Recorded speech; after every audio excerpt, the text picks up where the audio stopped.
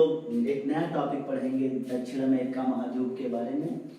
तो जो ये साउथ अमेरिका कॉन्टिनेंट है इसके बारे में देखेंगे कि जो इसकी स्थिति क्या है। तो इसके पूर्व में अटलांटिक महासागर, इसके पश्चिम में प्रशांत महासागर, तथा अगर बात की जाए जो है ये उत्तरी अमेरिका महाद्वीप से जुड़ा हुआ था। और आपको पहले वाले वीडियो में बताया गया था कि यहाँ पर एक नहर बना दी गई थी पनामा, जिससे पनामा नहर क्या कर रही है कि उत्तरी अमेरिका को दक्षिणी अमेरिका महाद्वीप से अलग करती है।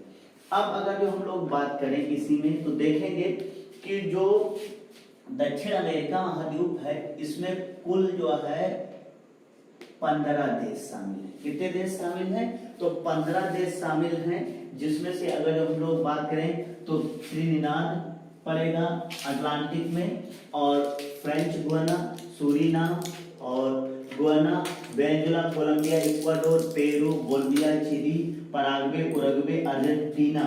ठीक, ये सब देश हैं। क्लियर? अगर हम लोग बात करेंगे जो ब्राजील है तो दक्षिण जो अमेरिका महाद्वीप है इसका सबसे बड़ा देश है। अगर जो हम यहाँ मैप पर देखें तो इधर एक त्रिनिदाद पड़ेगा जो अटलांटिक में स्थित है, और इधर आपका इक्वाडोर और चिली, ये तीन ऐसे देश हैं जो इससे सीमा रेखा ब्राजील से नहीं बनाते, और ब्राजील से सारे देश सीमा रेखा बनाते हैं। चलिए हम लोग बात करेंगे इसी में देखेंगे।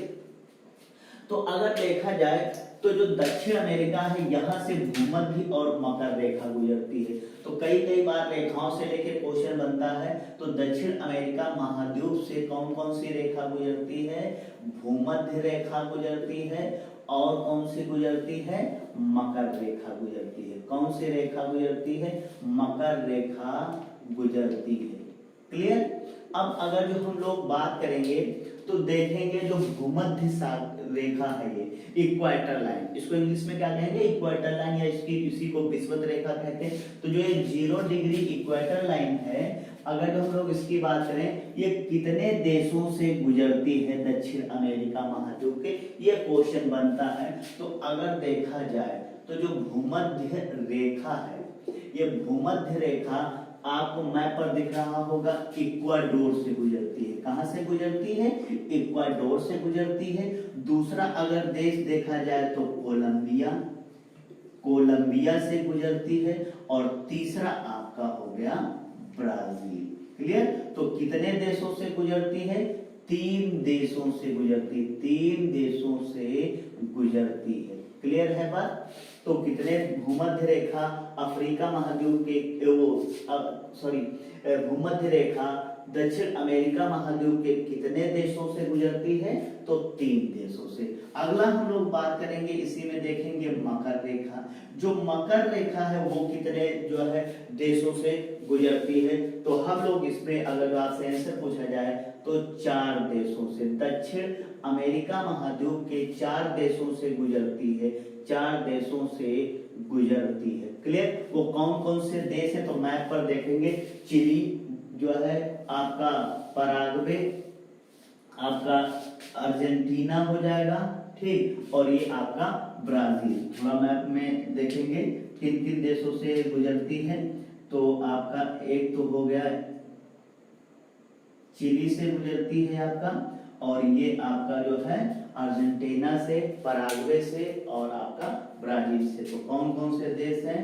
तो यहाँ पर देखेंगे चिली से गुजरती है, चिली के बाद आपका पराग्वे हो जाएगा, अर्जेंटीना हो जाएगा, अर्जेंटीना से गुजरती है, और चौथा जो है ब्राजील से गुजरती है। क्लियर है? तो हम लोगों ने यहाँ पर जाना कौन सी जो है भूमध्य रेखा से कौन सी गुजरती है, और आपका जो है मकर रेखा से गुजरती है। इसके बाद हम लोग इसमें क्वेश्चन देखेंगे किस टाइप के और बनते हैं।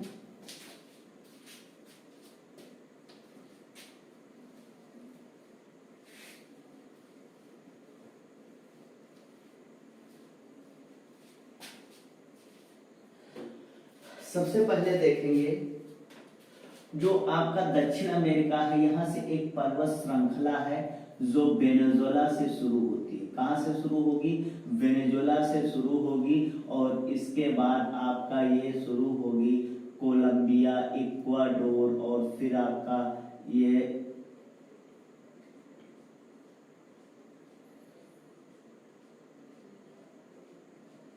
और फिर ये चिली और अर्जेंटीना की सीमा रेखा बनाते हुए, और फिर ये जो ये पर्वतमाला फैली है इसको कहते हैं एंडीज। कौन सी पर्वतमाला कहते हैं? एंडीज पर्वतमाला।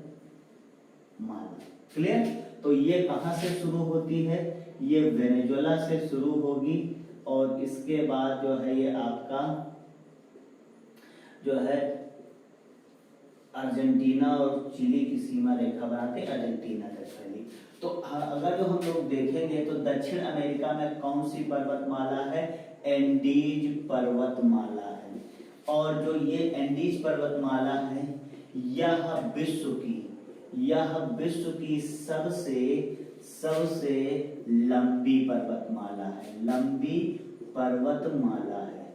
क्लियर है बात? अगर जो हम लोग बात करेंगे तो देखेंगे आपका कि जो ये जो एंडीज पर्वतमाला है इसकी सबसे ऊंची चोटी, उसका नाम है एकांकागुआ। क्या नाम है? एकांकागुआ। ये सबसे ऊंची चोटी है, सबसे ऊंची चोटी है। क्लियर? तो पूछा जाए एंडीज पर्वतमाला की सबसे ऊंची चोटी कौन सी है? एकांकागुआ है। कौन सी है? एकांकागुआ है। अगर हम लोग बात करेंगे एकांकागुआ,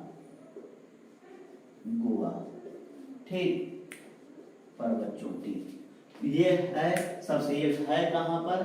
ठीक, तो ये आपका अगर देखा जाए तो पड़ेगा अर्जेंटीना और प्लस चिली की सीमा रेखा पर स्थित है।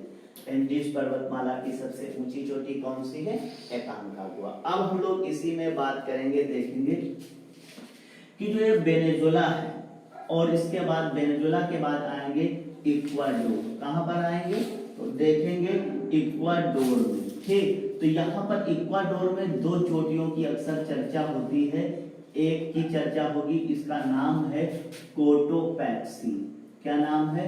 कोटोपैक्सी चोटी का नाम। और दूसरा, तो अगर जो हम लोग बात करेंगे देखेंगे कि जो कोटोपैक्सी है इसी एंडीज पर्वतमाला की जो है, तो कोटोपैक्सी चोटी जो है, कोटोपैक्सी ये कहाँ स्थित है? तो इक्वाडोर देश में है। और अगर देखा जाए तो यह विश्व की सबसे ऊंची सक्रिय ज्वालामुखी है। किस टाइप की चोटी है ये? तो सक्रिय ज्वालामुखी है। तो पूछा जाता है कोटोपैक्सी किस देश में है? तो इक्वाडोर में। और जो है यह विश्व की सबसे ऊंची सक्रिय चोटी मानी जाती है। क्लियर? इसी में अगर हम लोग बात करेंगे चिम्बाराजो, एक और चोटी की चर्चा आती है, इसी इक्वाडोर भी में देश में है, और उसका नाम है चिम्बाराजो। क्या नाम है? चिम्बाराजो चोटी। ठीक, ये भी एंडीज पर्वतमाला की है। अगर जो हम लोग बात करें चिम्बाराजो की, ये भी कहाँ स्थित है? इक्वाडोर में है। और यह भी अगर देखा जाए तो सबसे ऊंची सुषुप्त है। कैसी है? सुषुप्त चोटी है, सुषुप्त ज्वालामुखी। किस टाइप का है? तो सुषुप्त ज्वालामुखी है। क्लियर है? और जो आपको बताया गया था एकांकागुआ, ये भी एक ज्वालामुखी है। किस टाइप का है? मृत ज्वालामुखी चोटी है। क्लियर? तो ये कुछ चोटियां थी। अब हम लोग इसी में बात करेंगे। अगर देखा जाए जो यहां से है, ये जो भूमध्य रेखा ब्राजील से गुजरती है, तो हम लोग इसी में देखेंगे कि इन क्षेत्रों में काफी जो है क्लाइमेट हॉट एंड ह्यूमिड रहती है। बहुत ज्यादा यहाँ पर बारिश होती है।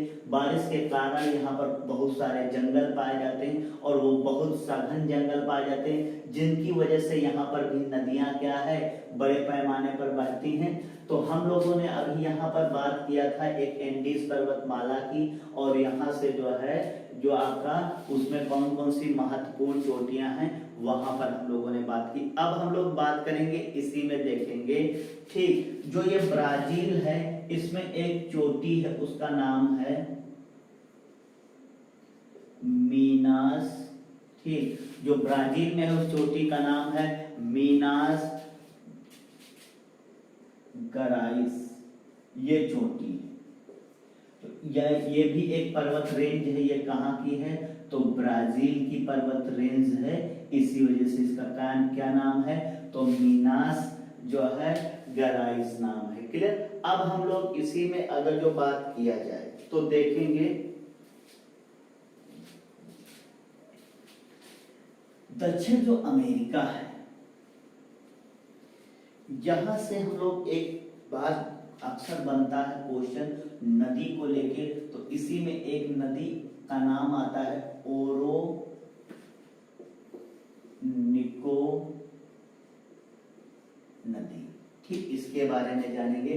जो ये आपका वेनेजुला में उत्तरी एंडीज पर्वतमाला है, इससे एक नदी निकलती है और जो है उत्तर की ओर बहना शुरू होगी और अटलांटिक महासागर में, अगर अटलांटिक महासागर में इधर बात करें तो कैरेबियन सी पड़ता है, कौन सा, कैरेबियन सागर पड़ता है, इसी कैरेबियन सागर में गिरती है। क्लियर। और इस नदी का नाम है ओरोनिको नदी। कौन सी नदी नाम है इसका, ओरोनिको नदी, ठीक। तो अगर ओरोनिको की बात किया जाए तो ये उत्तरी एंडीज से निकलेगी वेनेजुला में, एंडीज से, और गिरेगी कहां पर, अटलांटिक में, अटलांटिक महासागर में गिरती है। क्लियर।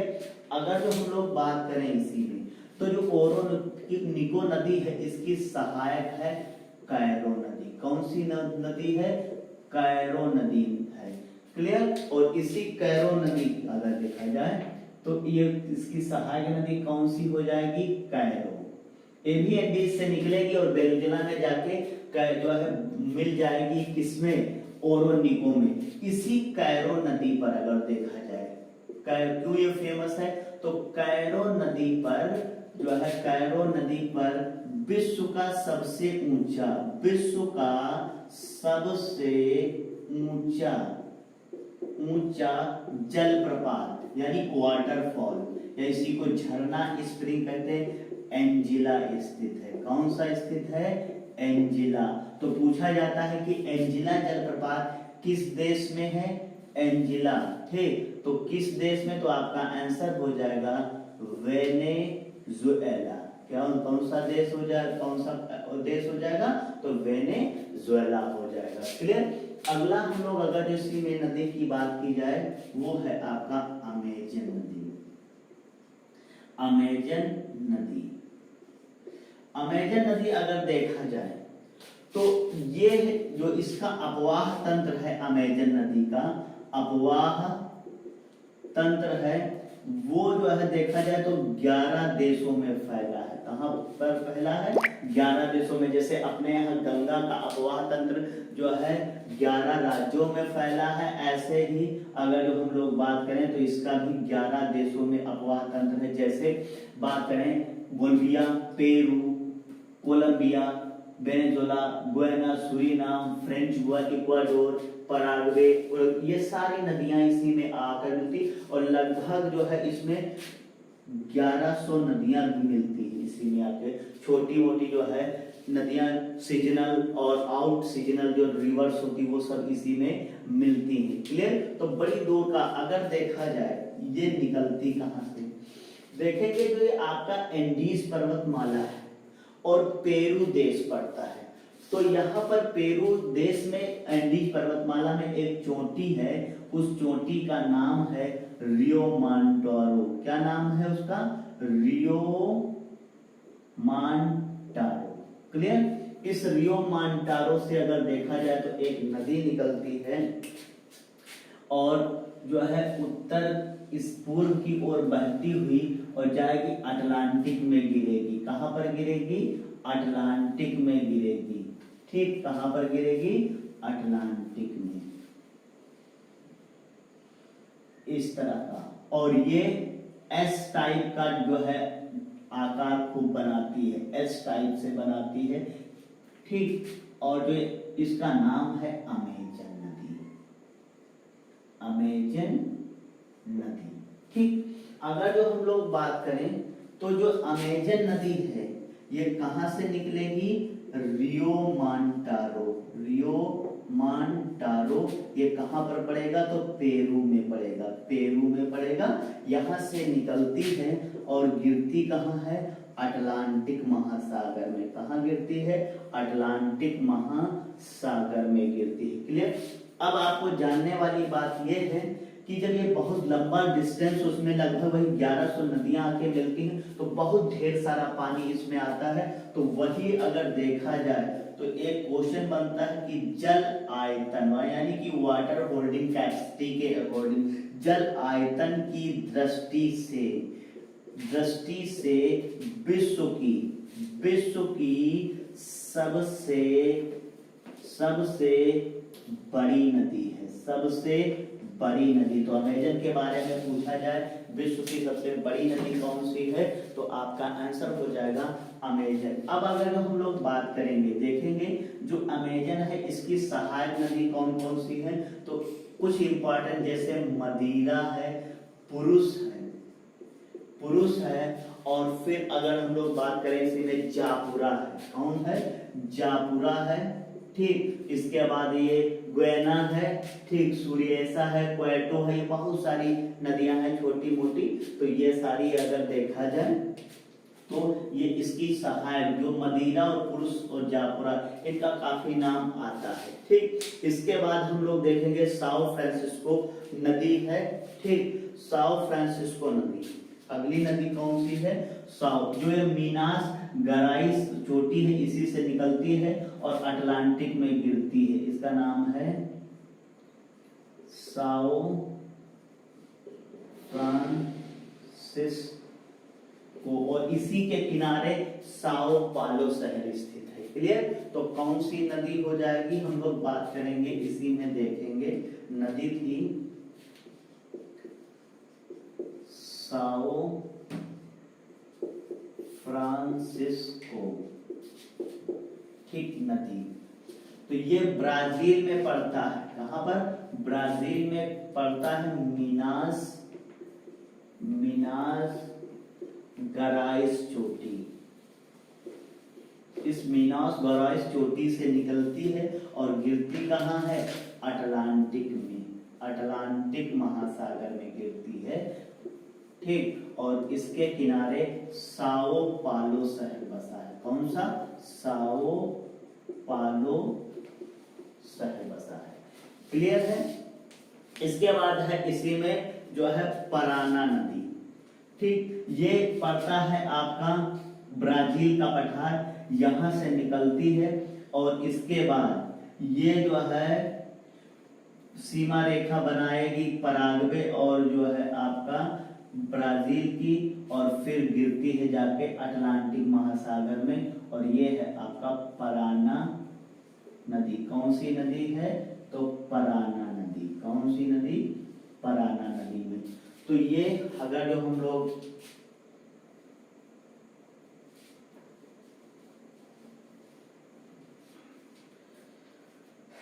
बात करेंगे पराना नदी पर, ये ब्राजील की उच्च भूमि लिखा मिलता, कहीं कहीं ब्राजील का पठार लिखा मिलता। ब्राजील के पठार से निकलती है और गिरती कहां पर है, तो अटलांटिक महासागर में गिरती है ये नदी। और इसकी विशेषता ये है कि ये जो है, ये आपका जो पराना नदी है, ये आपका ब्राजील की सीमा रेखा बनाएगी और पराग्वे जो ये देश है इसकी सीमा रेखा बनाएगी। ब्राजील की बनाएगी व पराग्वे देश की सीमा रेखा बनाती है। क्लियर। इसलिए तो जो यहाँ पर नदियां थी जैसे ओरोनिको, कैरो, अमेजन नदी, सांस फ्रांसिस्को नदी, और आपका ये जो है पराना नदी, और अगर जो हम लोग बात करें तो ये कुछ जो है दक्षिण अमेरिका महाद्वीप की महत्वपूर्ण नदियां हैं। अब हम लोग देखेंगे जो अमेजन नदी है, ये आपका तो जल आयतन की सबसे दृष्टि से बड़ी नदी बताई गई है। और जैसे आपको बताया गया कि इसकी सहायक नदी जो है वो पुरुष थी, और इसकी सहायक नदी जो है वो मदिरा थी, इसकी सहायक नदी जो है जापुरा थी, इसकी जो है फ्रेंच थी, क्वेटर्स थी, ये सब इसकी सहायक नदियां हैं। और फिर अगर देखा जाए तो यहाँ से जो है ये आपका ब्राजील में से भूमध्य रेखा गुजरती है, और जो भूमध्य रेखा है इसकी विशेषता यह है कि यहाँ की क्लाइमेट क्या रहेगी, हॉट एंड ह्यूमिड, काफी वर्षा रहती है। तो जो यहाँ पर जंगल है इसमें इन्हीं को अमेजन नदी के किनारे पाए जाते हैं, तो इनको हम लोग क्या है अमेजन जंगल कहते हैं। क्या कहते हैं, अमेजन जंगल। और यहाँ पर टेम्परेचर काफी गर्म रहता, उष्ण रहता, तो ये किस टाइप के उष्ण कटिबंधी है, कैसे हैं उष्ण कटिबंधी जंगल, यानी कि ट्रॉपिकल एवरग्रीन फॉरेस्ट पाए जाते हैं। तो जो अमेजन जंगल हैं यहाँ पर क्या है बहुत चौड़ी पत्ती के जो है वृक्ष पाए जाते हैं, और बहुत ज्यादा काफी मात्रा में जो है यहाँ पर जंगलों में जो है पेड़ों की बाहुल्यता रहती है। इसी वजह से पूछा जाए अगर जो तो ये विश्व के सबसे घने जंगल यहाँ पर पाए जाते हैं। अमेजन जंगल विश्व के सबसे घने जंगल है। क्लियर, ये है। अब अगर देखा जाए चौड़ी पत्ती वाले हैं, और जो चौड़ी पत्ती जो पेड़ों में होंगी वो क्या रहती है कि उनमें फोटोसिंथेसिस की भी प्रोसेस तेज रहेगी।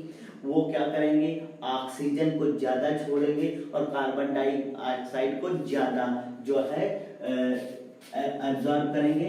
इसी वजह से ये काम हमारे शरीर में लंग्स का काम है, फेफड़ा का। तो जो उष्ण कटिबंधी जंगल है ब्राजील में, ठीक, ये अमेजन जंगल जिनको कहते हैं, तो ब्राजील में उष्ण कटिबंधी जंगलों को धरती का फेफड़ा कहते हैं। धरती का फेफड़ा कहा जाता है, ठीक, लंग्स ऑफ अर्थ कहते हैं। लंग्स ऑफ क्या है, अर्थ कहा जाता है। तो जो उष्ण कटिबंधी जंगल है उनको क्या कहा जाता है, ठीक। इसके बाद देखेंगे कि जो मकर रेखा, इधर आपका जो है भूमध्य रेखा और कर्क रेखा, इन तीनों रेखाओं के बीच जो उष्णकटिबंधीय जंगल पाए जाते हैं सदाबहार, उनको सवाना कहते हैं। तो अगर देखा जाए ब्राजील में और किस टाइप के जंगल पाए जाते हैं, सवाना जंगल पाए जाते हैं, क्योंकि ये हरे भरे, और इन्हीं जंगलों को सिलवासा कहते हैं। ठीक, क्या कहा जाता है, सिलवासा भी कहा जाता है, सिलवासा कहा जाता है।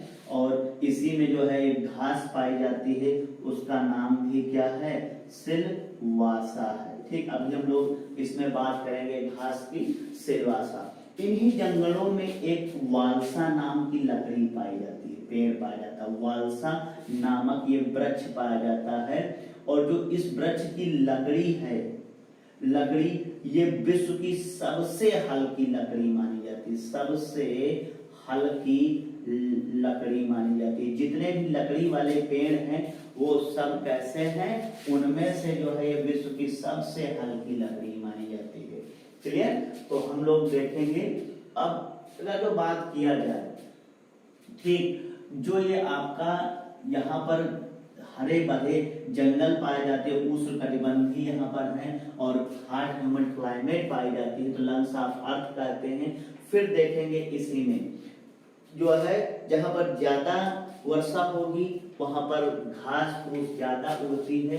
तो हम लोग देखेंगे यहाँ पर बहुत सारी घासें पाई जाती हैं, उनके नाम हैं, कुछ देखेंगे। सबसे पहले अगर जो हम लोग इधर कोलंबिया की बात करें, ब्राजील की बात करें और पेरू, तो इस यहाँ पर पाए जाते हैं सिलवासा। कौन से पाए जाते हैं, सिलवासा घास मैदान। आपसे पूछा जाए सिलवासा घास मैदान का, आपका आंसर हो जाएगा पेरू होगा ऑप्शन में, या कोलंबिया होगा ऑप्शन में, या फिर जो है ब्राजील होगा। ठीक, और या तीनों होंगे। क्लियर है बात।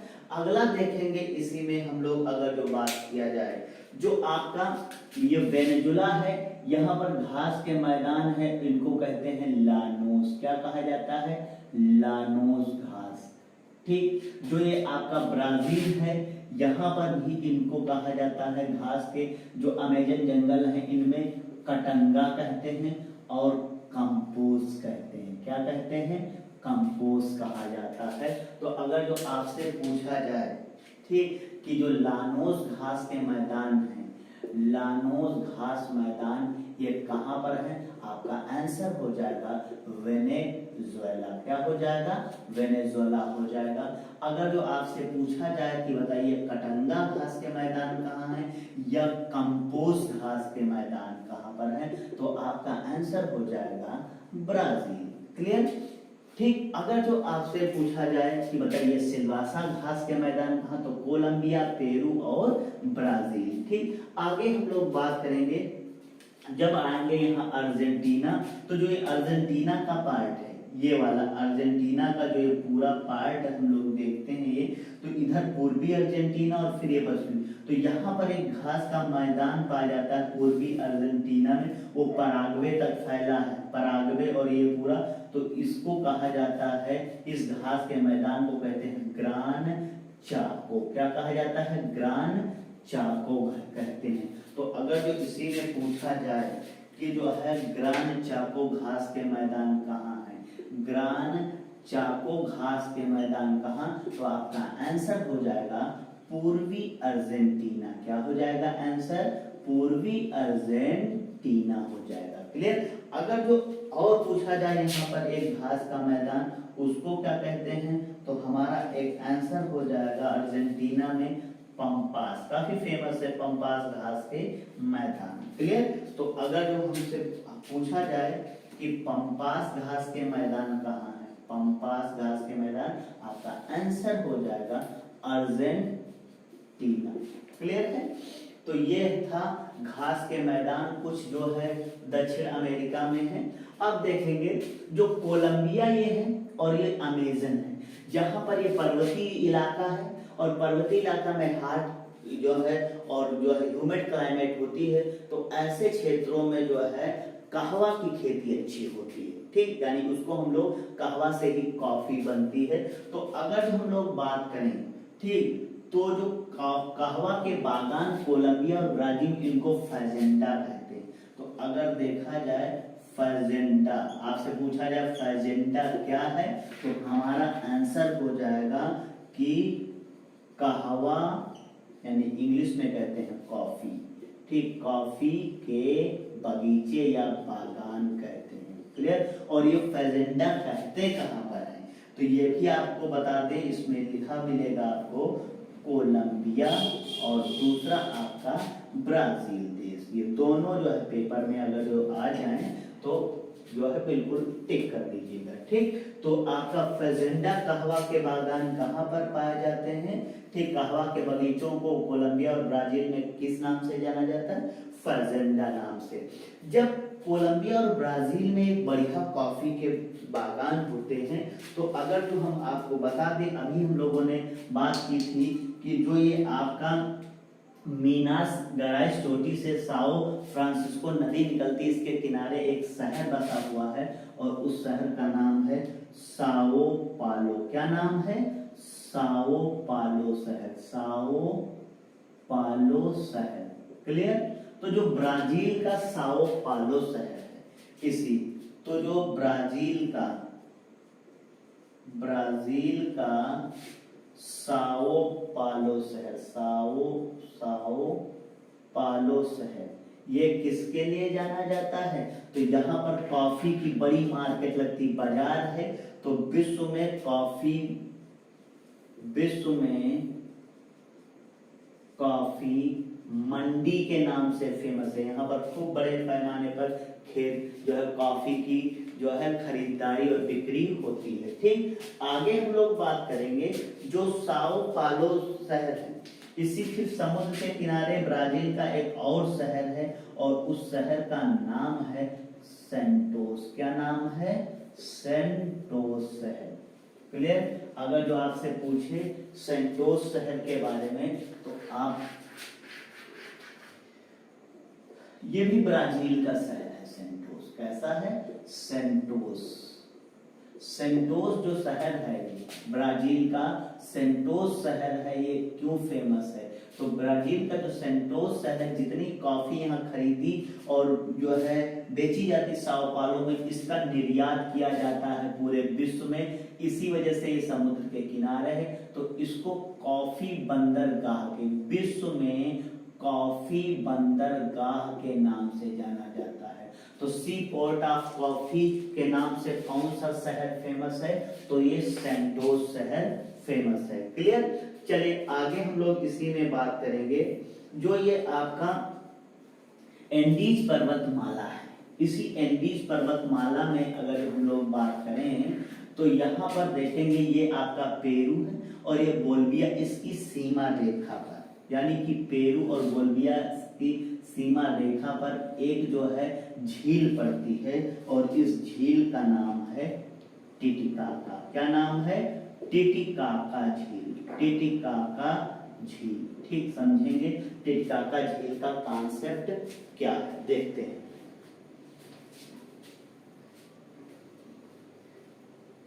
आपको बताया जाता है कि जब वल्केनो होते हैं, ज्वालामुखी फटता है पहाड़ से, तो हमेशा इससे लावा निकलता रहता है। जब हमेशा लावा निकलता है तो ऐसे जो है ज्वालामुखी को सक्रिय एक्टिव कहते हैं। क्लियर?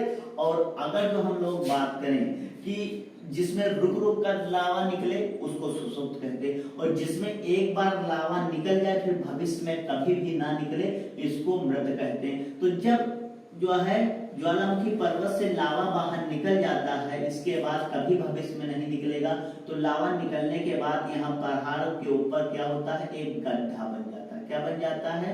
गड्ढा बन जाता है इस तरह से। ठीक, जब एक गड्ढा बन जाएगा तो जब हवा के संपर्क में आके ये गड्ढा सूख जाएगा तो इसको क्रेटर कहते हैं। तो ज्वालामुखी के सूखे गड्ढे को क्रेटर कहा जाता है। और जब इस क्रेटर में पानी भर जाएगा तो जब है यहाँ पर, तो ये क्या है? एक तालाब, झील जैसा दिखेगा।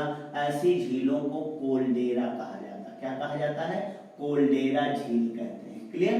तो जो ये टिटिकाका है चोटी एंडीज पर्वतमाला में, तो हम लोग किसकी बात करेंगे? टिटिकाका की।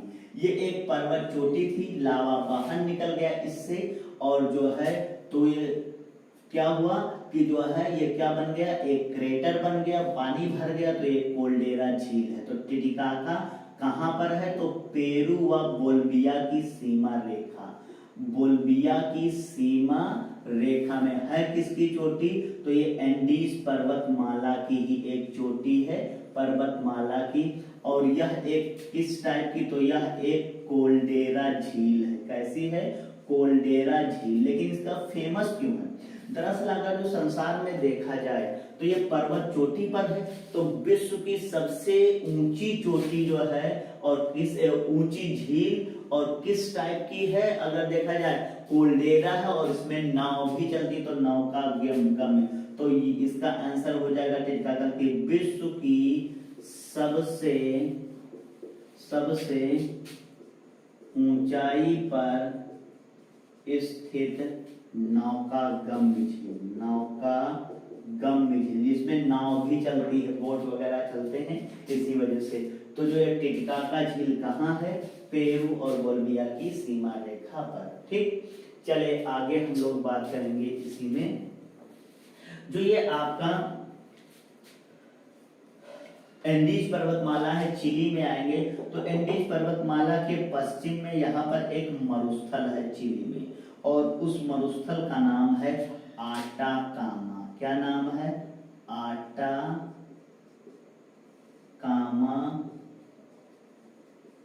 मरुस्थल। ठीक, तो आटाकामा मरुस्थल के बारे में पॉइंट समझ लेते हैं।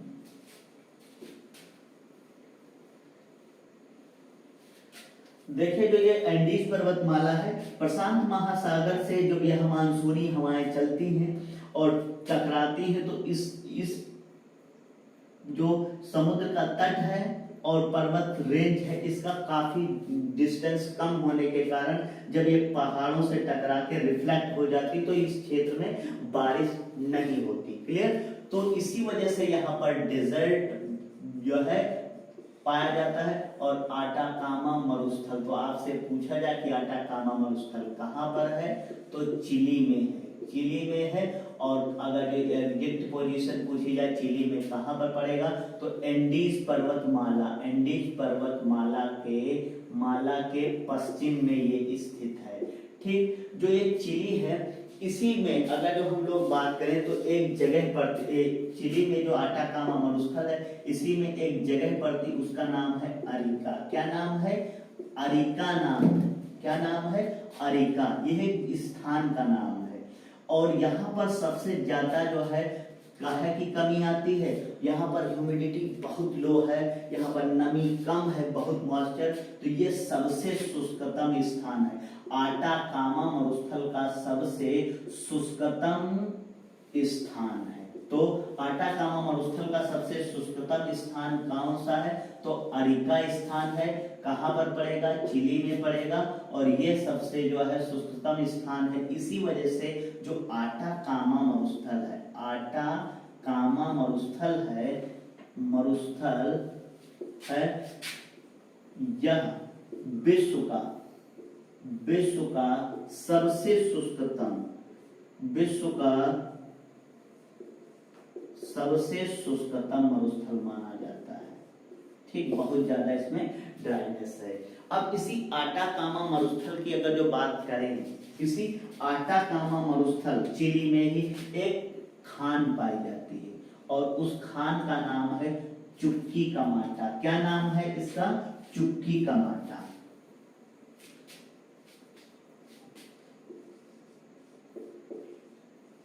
चुक्की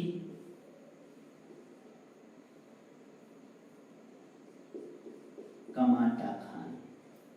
और जो चुक्की कमाटा खान है ये किसके लिए जानी जाती है? तो तांबा उत्पादन के लिए, तांबा उत्पादन के लिए। तो जो चुक्की कमाटा ये किसकी खान है? तो तांबे की है, कॉपर्स की। और कहां पर पाई जाती है? तो आटाकामा मरुस्थल में है। इसी वजह से तांबे के उत्पादन में अगर देखा जाए तो दक्षिण अमेरिका में सबसे ज्यादा यही आता है, नाम इसी का आता है, चुक्की कमाटा का चिली देश का नाम आता है। इसके बाद अगर जो हम लोग बात करें, जो ये ब्राजील है, यह जो है दक्षिण अमेरिका का सबसे बड़ा जो है देश है।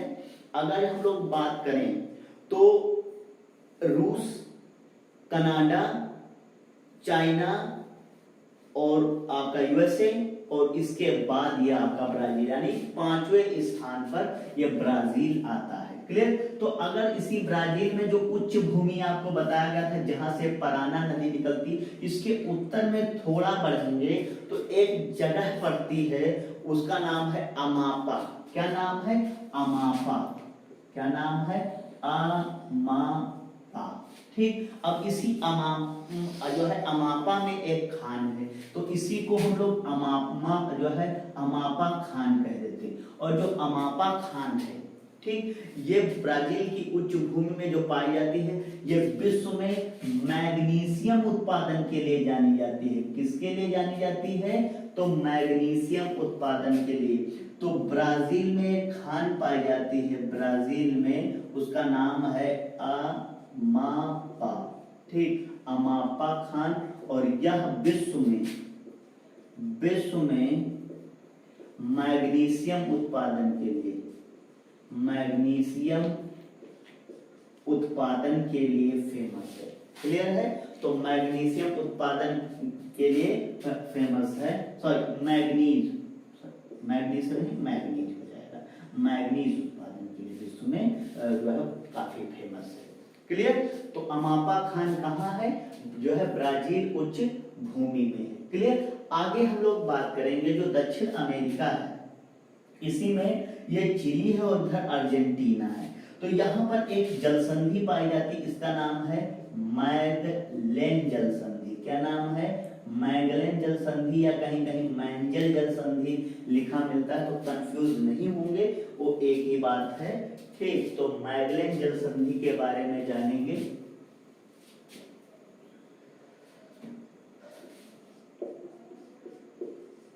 मैगलेन जलसंधि,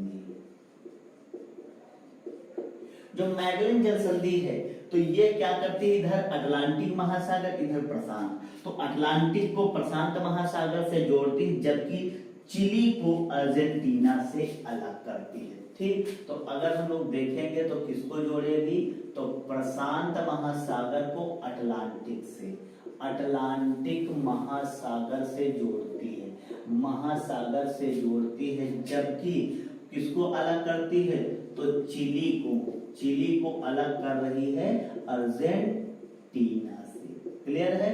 तो मैगेलन जल संधि जो है कहाँ पर पड़ती है, तो दक्षिण जो है अमेरिका महाद्वीप में है, और यह चिली और अर्जेंटीना को अलग करती है, और अटलांटिक को जो है प्रशांत महासागर से जोड़ती है। क्लियर है बात।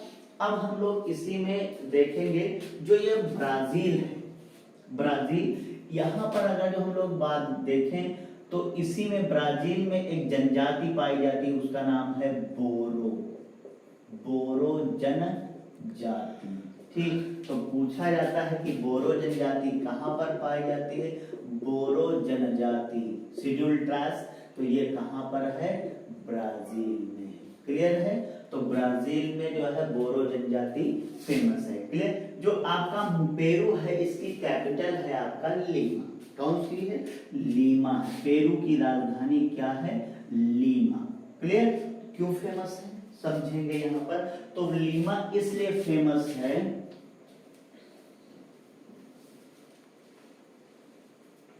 ठीक, पेरू की राजधानी क्या है, लीमा, और ये लीमा इसलिए फेमस, यहाँ पर IPRI है। ठीक, इसका फुल फॉर्म समझिए, इसका मुख्यालय है, इसको कहते हैं, इसका फुल फॉर्म है international potato research institute. Clear. अंतरराष्ट्रीय आलू शोध संस्थान का मुख्यालय कहां पर है, तो हमारा आंसर हो जाएगा पेरू में। क्लियर, यानी पेरू की राजधानी लीमा में है। क्लियर है बात। आगे हम लोग तो इसमें देखेंगे कि जो दक्षिण अमेरिका है, ठीक, जो इसका पूर्वी जो है ये लाइन है, कोस्ट लाइन, और एक पश्चिमी कोस्ट लाइन। तो इसके पूर्वी कोस्ट लाइन में जो है यहाँ भूमध्य रेखा से दक्षिण की तरफ एक जलधारा बहती है, पानी ऐसे जो है कोस्ट लाइन के सहारे दक्षिण की तरफ बहना शुरू करेगा, यानी पोल्स की तरफ। ये इक्वेटर लाइन है, मकर रेखा की तरफ जब ये पानी जाएगा तो ये ब्राजील में फैलती, तो इसका नाम है ब्राजीलियन जलधारा। क्या नाम है इसका, ब्राजीलियन जलधारा। इस तरह से आएगी, इसका नाम हो जाएगा ब्राजीलियन जलधारा।